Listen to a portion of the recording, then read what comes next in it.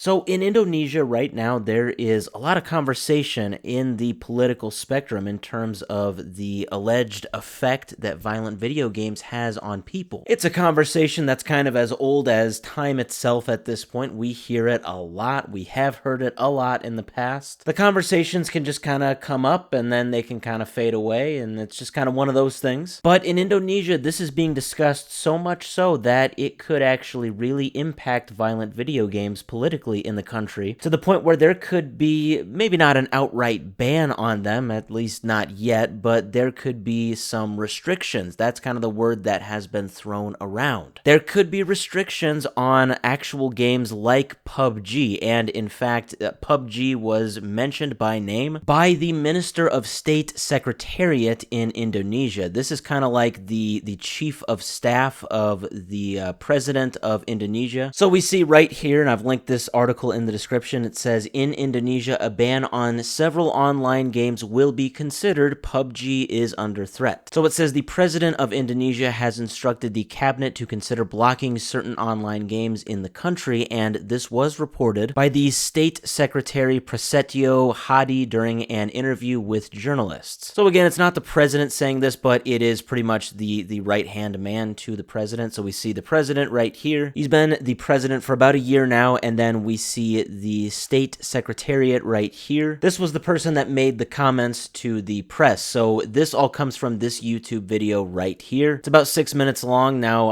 I had it auto-dubbed or auto-translated. This is actually like a new feature on YouTube. It's actually pretty cool. At least I think it's a new feature. It's like, it actually like mimics their voice, but in a different language. I don't know, just side note. Kind of cool. So why is this actually happening as a conversation piece right now politically? So this is kind of the explanation right here in that article. It says the suggestion to impose a ban or these restrictions came after an explosion at a school mosque in Jakarta, which, according to the latest reports, injured 96 people. It is suspected that one of the students might have committed the crime, and that's really all I know about this. So I don't know, maybe there's some conversation on, I don't know, video games, or if there was some sort of influence there. We hear that from time to time, like here in the US, when stuff like that can unfortunately happen, and then it comes out that that person may have allegedly played violent video games. So it's likely that maybe this whole conversation is stemming from this. I don't know. But anyway, that 6-minute video I talked about, that was just released yesterday, and basically I got the whole transcript. I translated it to English, and then I had to take out the timestamps, put some punctuation in, and really I just did this specific part right here where he talks about these restrictions. Now, we see in the second paragraph right there, you have to remember this is translated, so it might sound kind of odd, but that's just kind of how translations work. So the start of that second paragraph, I think this is a reporter asking this, so it says, just now you mentioned the restrictions on games. What exactly are you talking about? And again, I kind of have to improvise here because of the translation. So then the state secretariat says, approximately, for example, like PUBG. We think maybe there might be some restrictions because with that, the types of weapons are also very easy to learn and they're very dangerous. This is psychologically for those who are used to doing what is called violence. Maybe this could just become natural, and there's also the issue of bullying. That's another reason, right? And let me also mention it once again regarding the issue of bullying. How can we as fellow children of the nation avoid things that are bad or have bad implications like that? And yes, so it really sounds like it just kind of comes under the moral scope of things. Again, we hear this from time to time, and the reason this could be big both in Indonesia and actually just for video games in general, especially for PUBG, is that Indonesia, believe it or not, actually makes up a huge part of PUBG. Yeah, they apparently really love PUBG. We see right here, this is just from one source, but apparently they are ranked 5th in the world for overall player count, or at least in terms of the downloads of the PUBG client. So yes, obviously an outright ban would be huge. It would be just actually very bad for the PUBG developers and the publishers and the community in general. But as I said, it doesn't sound like that's gonna happen, at least not right now anyway. An outright ban is not what was